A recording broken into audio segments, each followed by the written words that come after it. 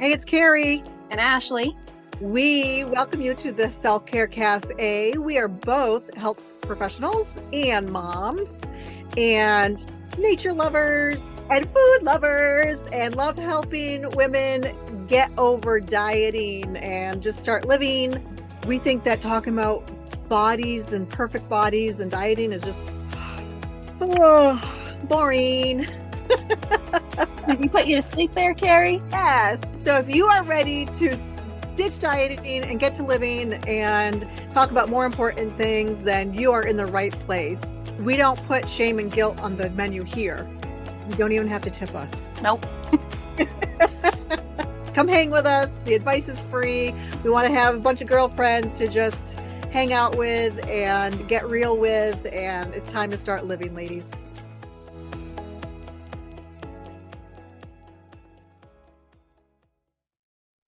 Hey, Carrie. Ashley, how are you? I'm great. What's going on? Oh, not much. Same old, same old. But I'm excited about our topic today. What is on the menu? Me too. Today we're going to talk about sugar/food addiction. We have been wanting to do this one for a while, right? Yes. We have put it off because we also wanted to make sure that we really were solid with the science behind this. Yes, there's a lot of research kind of to talk about. And there's opinions out there, and there's a lot of different pieces to it. And so, like Carrie said, we wanted to kind of look through a lot of that and also, have the capability to talk to you all about it in a way that makes sense, because a lot of it was reading through some research studies and yeah. This is it's a touchy subject. And so we would love to hear your opinions, your experiences, your thoughts. We also encourage you to, as usual, keep an open mind. Because I feel like a lot of people have already taken a side with this, right? Yes. Like you either feel like you are or can be addicted to sugar or you don't. Right. I think that's So, definitely true. yeah. So, keep an open mind, think about what we're saying. And maybe our answers will, surprise you too. Yes. And like Carrie said, keeping an open mind, because we're not necessarily coming at this like there's a right or wrong answer. We're just kind of presenting you with a lot of information based on research that we've done, and also our backgrounds and working with people and other people's experiences too. Right. We're going to explore. Yes, Let's explore together, right? yes, I love that. Yep, definitely. All right. Where do you want to start? I don't know. So we'll be looking at our notes, so don't mind us. So I guess when we first started talking about this, how we wanted to do a podcast, we were like, well, with this, we feel like and not just with sugar or food, but with addictions in general, we felt like there's definitely like a physical component to addiction in general, right? And then there's also like the psychological component. Right. So we're going to talk about both a little bit, but I think we're going to end up talking about the psychological piece a little bit more. Would you say that's accurate, Carrie? Yeah. Do you want to start with do you want to start with that famous rat study? Yes, I think that's a That might great be a place good to begin. springboard to start with. Yeah, and Because that made every headline of right, every major news outlet. yep, it really kind of put everything on the map, I think. Right? Like people have had these feelings for a long time. Like let's not even pretend like the research study was the thing that Right. like did this. It was just that it brought it to more people's attention that this could be a real thing, or, whatever the headline said. But basically they did this study on rats, and they had two groups of rats, or they did the same thing to the same group of rats, but at different times. And so what they noticed was when they gave rats sugar, right? Or like sweetened So when syrup. they were offered, the rats had an option to choose either cocaine or Right. sugar, Yes. right? And so what their results showed on the surface was that, well, what the headline said, Yeah. right, that was sugar was more addictive than cocaine Yes. because these rats were preferring the sugar over the cocaine. Right. But what the headlines did not tell you was what, Ashley? That they had been restricting the rats' access to sugar or food. And Mhm. so, because they were starving them almost, like only offering them food at certain times of day, it makes complete sense why the rats were like, "Oh, we need to eat sugar because we haven't eaten anything." And so they would definitely choose that to stay alive rather than the drug. Right. I mean, let's apply that to humans. So if you've ever gotten into that hangry, right? All the Feeling time. angry and you're offered a drug or food, your body, your biology is saying you need to choose that food, Right. right? Because you're irritable, maybe you're shaky, you're unfocused, you feel like you might pass out.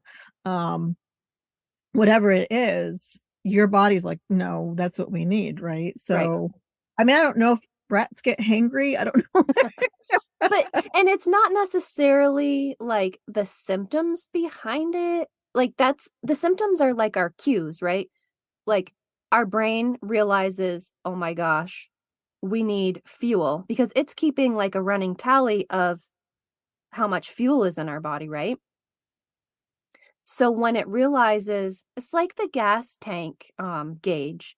When it realizes we're close to empty, it has probably sent you some signals before that, but maybe you didn't hear them or maybe you ignored them.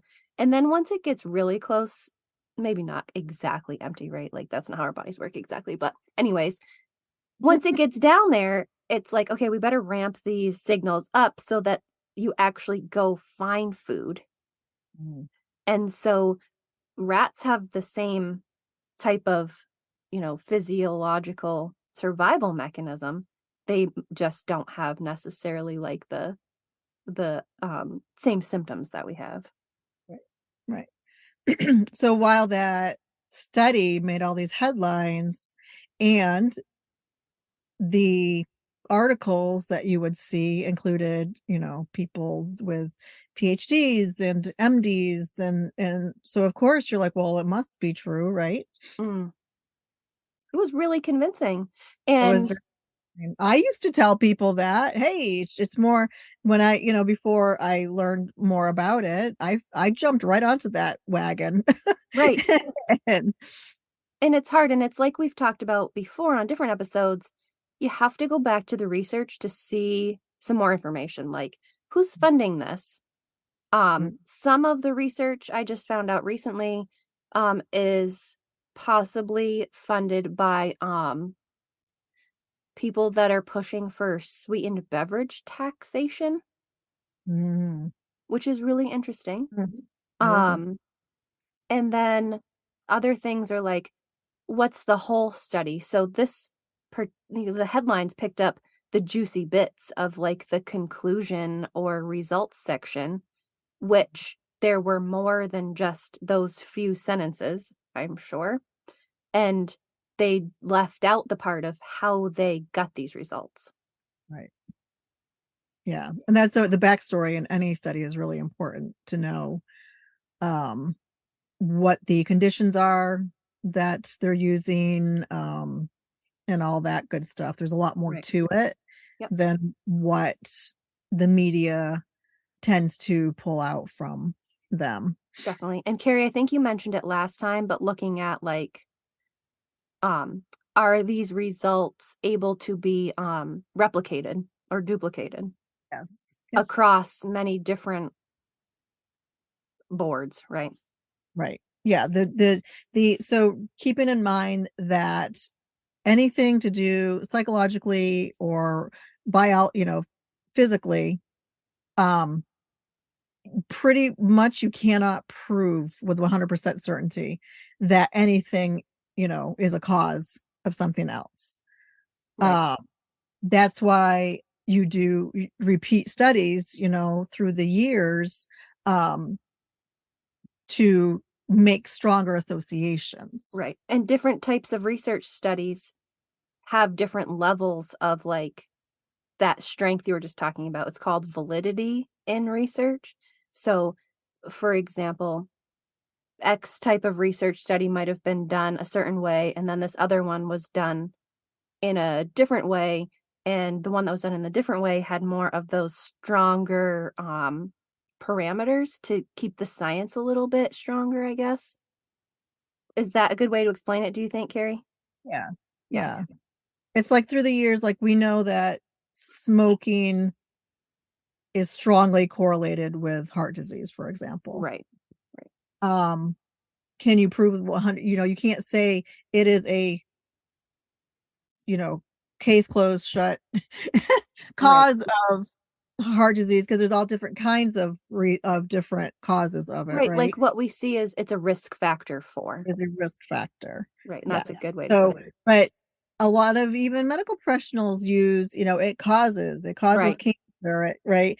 Um, and that's what we get used to hearing. But really it's a risk factor for it. It increases your chances of getting it. Right. And then another piece to kind of piggyback off what Carrie was just saying was it's really hard to focus on one nutrient or one food that causes things in our body, for example. Like, because we don't work like that, we work, there's so many complex and complicated systems in our body. It's really hard to pull out information just based on one nutrient or one food when we're trying to look at correlations or um, Right. Because different we don't eat conditions. just one nutrient or one. Exactly. And we couldn't even do a research study like that because we wouldn't be able to we wouldn't be able to adequately feed people if we were just feeding them like I would literally straight sugar. You can't cause harm in a study. Exactly, exactly. There are guidelines, moral guidelines, Right, right. of doing that. So, okay, so if we're not sure, right, off that one study, really, even though people wanted to sound like they were sure, in looking at other studies, what are some other possibilities? If we're questioning that addiction piece, can sugar be addictive? What else might be at play besides, let's play devil's advocate and say no, it can't be addictive. Mhm. What I else could think be going on? yeah, I think part of it is that emotional piece, like, we feel like we have to have it, and that's a super valid feeling. I've heard from so many people about this, and I think that you have too, Carrie. It becomes like that coping mechanism for our emotions or mental health. Um, and the more we choose that path to deal with our stuff, um, the more cemented that path is in our brain. And so it feels like the automatic answer, I guess. Yeah, yeah. I mean, and it can be that emotional piece. It can become our coping method. Maybe it's our go-to. So instead of, when you get stressed out, instead of going for a walk, you walk to the kitchen, Right, right? right. And go to the refrigerator. So it could be sort of, and there's again, it's not one thing, it's that can be also become a habit, right? To do Mhm. that. It's what we're conditioned to do. Like Yep, when you're feeling this way, here's what you do. And for some people, it's when you're stressed out or you're angry or sad, you turn to food. yep. Um, and so it's like this conditioning, so it becomes a habit. Mhm, Um, and that is a part of emotional eating. It can also We can also condition ourselves. I've had clients in the past. One of them made a connection to, she had a very controlling and critical mother, and who was very critical and really strict with what she ate, um, criticizing her body, etc. But she had this grandmother who was, unconditional love. She could eat whatever she wanted to. Her loved to cook and bake and stuff. And so she made a connection like that food for her was love. Mm-hmm. So if she, it was comforting, right? So again, it's another connection to that emotional parts that food is comforting and it reminds her of her grandmother and that was Yeah. loving Yeah, and and that kind food's a huge piece of social stuff of and also joy because fun foods taste really good and we usually are having them when we're celebrating something. So yeah, the emotional connection again there. yep. Um, and it makes us feel safe. Mhm. And I bet that has to do a little bit with biology too, because if we're eating food, our body feels like, oh, we're okay. We're getting fuel. We're gonna make it. Right. Right. um I had another client once that made a connection. um she stopped and she looked at me and she was a recovering alcoholic. And she stopped and she said, you know what, they took away my alcohol, they took away my cigarettes, they're not taking away my food. Yeah, Who they were, I'm not sure. It's sort of like that's a whole other story. Like right, when you can get into where it's not a choice where you feel like it's not a choice you're making, right, that's a whole other story. But it's that almost like this rebelliousness, right? right. Yeah. And That then can I'm glad you brought up the alcohol piece because I feel like a lot of people choose alcohol or other substances to also cope with emotions, absolutely. um, which gets a whole different stigma attached to it. And then food is a little bit more normalized because we all have to eat all the time. It's not something we can just cut out of our lives. Um, and it's a little bit more accessible to people sometimes. Like, Right. we all have food in the house, I mean, for the most part, so it's a easier way to deal with emotions than having to go out and buy things that might not be in the house. Right. Um, it's also I've heard a lot of people talk about how, like, going back to that comfort safety piece, how food is like their friend, is like that substitute for loneliness, Yep. Yep. or even sometimes when people are, you know, people that are dealing with binge eating or binge eating disorder, um, the physical feeling of being full makes them feel like they're not alone too. Interesting. Yeah. So there's a lot to food, When and you I can, think when you can talk to your friends Ben and Jerry, yeah, and right. right? And It's here's another piece too, like, we do all tend to eat with emotion at some point. Like, Mhm, yes, I've had stressful days where I'm like, "Oh, I could definitely go for some Ben& and Jerry's." mhm. However, I know that that's only once in a while, and it's not something I do on a regular basis. And so if it's something we're doing on a regular basis, that's when we can sort of use that gut intuition and be like, "Huh, something going on here that I need to address." Right. It's the patterns like we talk about all the time. Yes, the big picture, the patterns that you Mhm. yes, absolutely. Yeah. Another thing that can be have us questioning or have you feeling like you might be addicted to sugar is when you're restricting your food, right? Mm, yes. Yes, And because like driving, go yeah, and you've told yourself, no, I can't, I'm not allowed, right? You're restricting certain foods, and we've talked about this before. What's the first thing you want? that food. Exactly. Yeah, and so that's sort of what the rat study showed us a little bit. They were only having access to sugar, I think. I can't remember if they were offered other food. But when we think that something's restricted, that's exactly what we want. And so that like pull or that craving, it gets really strong until we let ourselves have it. And if we wait too long, then after we let ourselves have it, it's kind of like the floodgates open almost, I feel like for a lot of people. Yeah, Like because how many times like, okay, all right, I'm going to have one cookie. I'll just have one, but then you find yourself finishing the whole bag or Right. whatever. Right. And then, well, see, that proves that I'm addicted to it, right? When Mhm. it's might be more and you're thinking, I'm just going to eat them all so that they're out of the house. Mhm. Um, if I just eat them all now, then I won't crave them later. Right.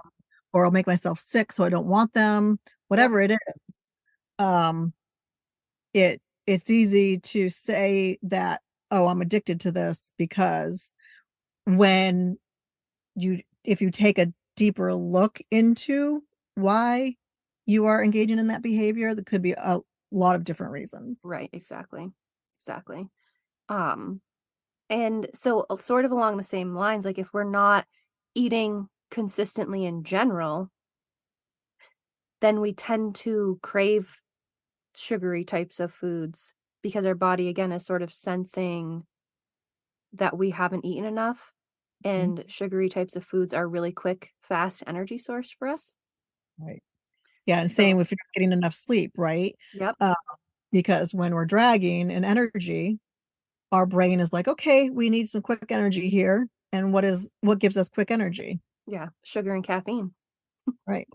Yep, So it's like it's not a lack of willpower. It's right, not necessarily that you're addicted to it. yep. It's your biology. Your brain is just like, hey, we need some energy here Mhm. and we want it now. And another piece of that is sometimes that starts that cycle where we have something sugary and then we get like a blood sugar spike and then we Yeah. crash an hour or two later and then we're reaching for something sugary again for that energy. And so we're stuck in this cycle. And so it really does feel like that dependency where I have to have it um because we've sort of put ourselves into that tricky place. Right. Because when you eat a lot of sugar and simple carbs, like if that's kind of your pattern, right, your blood sugar is going to come up, and then because there's fat or protein to help, or whole grains to help stabilize it, it crashes. And Mhm. then your body's like, no, we need something now. Like I know when I get into that feeling that low of blood sugar, I don't care what it is, Right. I just need something. Right. And so it gives you this urgency, right? Like this feeling of urgency. No, I need it now, Right. which can be confused with addiction, Right. right? And Like those feelings. yep, and a visual for people is, like, think about putting lighter fluid on a fire that's, like, just barely going, and that's sort of what Carrie's describing is when our energy low or the flame is low, and we add something that's really quick acting, like sugar or the lighter fluid on the fire, it goes up real fast. It gives us that energy really quick, but it's gone within a couple minutes, Yeah, and then you don't feed it more, right? right, It goes and back then with the down. fire, you're like, "Oh gosh, it's gonna go out, so I better put more lighter fluid on it." Like, it's the same Right, cycle there. right. Versus if you're giving it fuel that's going to last longer, right? Yep. Hardwood. Exactly. Yeah, that's a good analogy. Thank you. Yeah, definitely. I think sometimes it's hard to listen to us talk about all this stuff without good examples. Yeah. So another thing that came up too when we were talking about this, Ash, is like the chemical reactions Yeah, happen, that it's not just, well, like you said, eating in general, right? So we're talking about those feel good hormones in our yeah. brains, right? The And I think dopamine. yeah, part of that came out with that study you were talking about because there was big images of brains on quote unquote on sugar and brains If your like brain needs sugar. right, and brains on cocaine, and you could see clearly that both brain images, the same spot in the brain were lit up. So that was really interesting too on different studies Right, that were similar. but they took that to say, see, cocaine is addictive, so Yep, therefore sugar is addictive because the same part of the brain is being lit up. But there are exactly. other activities that So also, many. we have pleasure centers in our brain, Right. right, that light up because they feel good to us. Mhm. The things that make us happy, right? Exactly. So, Such, such as, music, sex, shopping, any of that stuff, social connections, like physical touch, Yep. so reading, like, it depends for everybody too, like, some people don't like music, and so maybe theirs won't light up. Um, Or if the music is playing that you don't like, right? right, Like it's yeah, the brain is amazing. it really is. And Uh, I think another part of it too is, like, okay, so, like Carrie said, eating also throws up this pleasure center light, and one point I always like to make is for survival, if we didn't get pleasure out of certain things, we might not have made it this far as a human race. Like, if eating wasn't pleasurable to us or having sex wasn't pleasurable to us to mate and reproduce, would we still be here? right. So that's something to consider too. Like, sometimes for survival, our body tells us what's pleasurable Mhm. to continue our species. Right. That's a good point. Like it's almost like the primitive parts of Mm, us that it just really is. yeah, for survival. Um, awesome. What Yeah. else? I think um sometimes too, like, we feel that addictive piece because sort of like with that restriction piece you were talking about, we're not quote unquote supposed to have it, so it just sounds so exciting. Right. Like right. So like those naughty things sometimes, Mhm. right? They're attractive because we know we shouldn't be doing them. Mm, Uh, and then we find out, oh, they make us feel good, at least right. temporarily. Yep. And you want more of it and to want to keep doing it. Right. Yeah, that's a good point too. It's like that rebellion in us that um we're not supposed to be eating this. Right. Oh, if I just And had a little and a lot, yeah, a lot of that thinking comes from like this huge fear-mongering stuff about sugar out in the media. Like, yeah, probably eating a lot of sugar is not going to be great for our health overall because of how it makes us feel, like that energy cycle we were talking about. If we're relying mostly on really sweet foods for our energy, it's not a fun time. We right, don't have energy. We don't have the energy to get through our day. Our brains might be a little irritable because we're not also getting those other food groups that are helpful to us. And so the media has really made sugar out to be this like the villain. super dangerous, scary villain. Yeah. Yeah, and like Ashley said, and we're not saying you should be getting half of your food, your fuel from sugar or anything like that. What we're saying is that if you enjoy foods that have sugar in them, um, just enjoy them. And again, it comes down to that intuitive eating piece too. Right. Intuitive eating is not like, oh, you can eat whatever you want, right? Which is Right. what a lot of people think that it is. It's about paying attention. What does your body need? What Yep. does your body need right now? And figuring that out. And sometimes you need that pint of Ben Jerry's or a couple spoonfuls of it. Or you know what I'm saying? Like Mhm. it's what do you need? And like Ashley always talks about the patterns. It's what is your pattern like? Right. And if it's constantly reaching for the sweet food, what is happening? Are Right. you getting enough food? Are you restricting yourself? Do you have some emotional stuff going on and you're using that food to cope? Like, I always talk to people about the thing that we're seeing that you're feeling like is quote unquote wrong that you're doing with food. There's probably an underlying reason why that's happening. So it's not the food or the choice of that food that's the problem. It's one or two layers deeper than that. Right. And we're not saying that you can or can't be addicted to it because the science really does not, it's not conclusive. Right. Um, but in my opinion, this is Carrie talking. I feel like it's very easy sometimes to fall onto the addiction piece because then it's not my fault. Mm. Right. Mhm. So if I'm addicted to something, well, I can't help it. Right. It's almost like now it's a disease that I have that I can't do anything about. It just Yeah. is what it is. And Right. I'm going to fall victim to that. Mhm. Versus if it's these other things that Ashley just named, those are behaviors that you can do something about. And it's And they really give you, hard work. it is work, but it puts you in control. And Right. that part scares people sometimes Mhm. because they would rather just kind of be like, well, I just can't help it. Right. Right.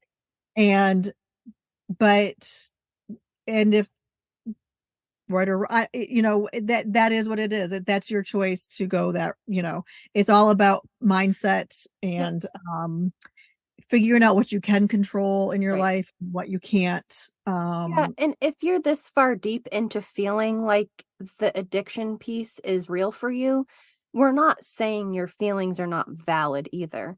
Like, Right. once we've turned to sugar for our coping mechanisms, or once we've restricted for a really long time, these things can be really extreme and strong feeling. And so we understand that piece. Your feelings are valid because you're having them. Like Carrie said, it's just like looking at the whole picture and exploring some different things. Yeah, and it can become like a psychological addiction, right? If you Yeah. if that becomes your habit and your coping, and your go-to every time you're stressed out or sad or angry or whatever, um, that it's kind of it's taking that step back. We talk about that a lot, taking that step back and looking at the big picture Mhm. and just asking yourself what is going on right now? What are the feelings that I'm feeling right now? And start to connect those dots. So when I'm going to the sugar, again, if this is your pattern, right? Like Ashley said, now and then we all eat emotionally. Mhm. It's that pattern. If you have a consistent pattern of always going to the sugar, um, and for some people it's not sugar, it's other foods, Mhm. right? Right. That make you just they give you that feeling of safety and Yeah. some emotional connection to either a person or a feeling, Mhm. um, and taking a look at that bigger picture, um, to again try to connect those dots, and that's all I have to say about that. Yeah. I think that's so important, is like looking at your whole day or the stuff you do on a regular basis. What is maybe missing? What are we doing that's driving other behavior? Like we talked about in the breakfast episode, which is episode 20. A lot of people would never put this together, but 8 out of 10 people I see, they say they eat really quote unquote well during the day. And then when they get home from work or school or whatever, they can't stop eating. They're putting everything in their mouth. Um, and they feel like they can't stop until they're too full. And then maybe they don't even have dinner because they're too full from it. And it's looking back at your other parts of the day saying, well, we didn't eat enough during the day. And so that's what's driving this behavior in the evening. Right, So looking at those patterns, like Carrie said, connecting the dots, which aren't super obvious to us because we're so programmed to think one way about food and eating. right, and yeah, and when you're like in the middle of it, sometimes it's too hard to kind of Distance determine. yourself. Yeah. Right. So it's a conscious, you intentionally have to take a step back and look at the big picture, um, and start making those connections. It doesn't happen all at once. It doesn't happen overnight. The first step is starting to just start noticing. Right. And like Start Carrie said, it's not going to stop overnight. It's not going to stop right now. And you still might never completely stop, but it's kind of similar to like having bad days, right? Like some days maybe you're great and other days it just didn't work out. And so not beating yourself up about that is a huge part of it, because the more we get into that guilt shame spiral, the more we tend to stay there. yes, absolutely. Post Man, show. that was a lot. That was a lot, and we squeezed it in. We were Yeah, we did. Oof. high five. Yeah. but we would love to hear your experiences, your thoughts.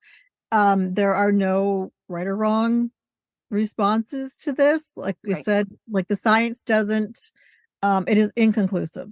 Right. So it's we're not saying it is or isn't addiction, but we're saying that to consider other things that it Right. definitely could be, Mhm. instead Like of Carrie going. said, keep an open mind. Like Yeah. if you're having this feeling, look at everything else and be objective about it, or be like Carrie said, kind of distance yourself from your thoughts. Like look just at the facts pieces of it, which is really difficult. Yeah, and so, if you start kind of making connection, maybe sometimes it helps to ask friends or Mhm. family what they see you do, because sometimes we don't really notice, we don't want to admit to ourselves, and people are noticing things, and they may tell you. Right. Yeah. Yep. So, well, Definitely. awesome. This was a Yeah. great So conversation. yeah, so if you want to share comments, questions, or whatever, um, we are on social media. If you're listening on Spotify, there's a cool Q&A section that you can leave some questions or comments on. Um, and And we and have our new pod squad. yeah, so our first one is November 7th, and it's going to be a monthly chat with me and Carrie and whoever wants to join our pod squad, hopefully everyone. You're Uh, all invited. that's right. And we're just basically going to be talking about all the topics we talk about on the podcast and just kind of bringing them into a deeper dive Yeah. coaching almost Yeah, how space. can you take what we're talking about and apply it to your life? Yep. So you have access to us. If you need some coaching, we're Hmm. here to help you through that. And yeah, we're super excited about it because Yes. not just Ashley and I talking to each other. Right. You get to come in, be part of our squad, and really hopefully go, like Ashley said, go deeper and apply this to your life.